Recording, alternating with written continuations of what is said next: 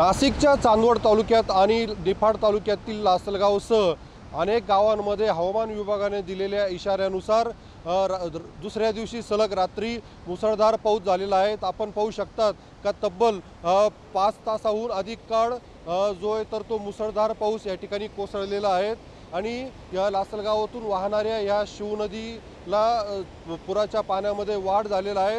निमगाव वाकडा या ठिकाणी आता आपण आलेलो आहोत। या ठिकाणी जो बंधारा आहे तर बंधाऱ्यावरनं हे पुराचं पाणी खडकावर कोसळतानाचं चित्र या ठिकाणी पाहायला मिळत आहे।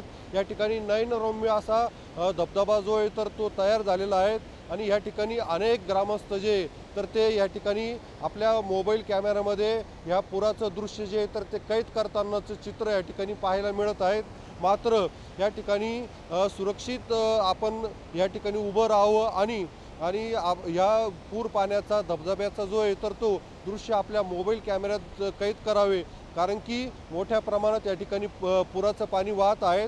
त्याच्यामुळे कुठलाही अनुचित प्रकार घडू नये यासाठी प्रशासनाच्या वतीने खबरदारीचा उपाययोजना घेण्यासाठी सूचना देण्यात आलेल्या आहेत। उमेश पारिक, TV9 मराठी, लासलगाव, नाशिक।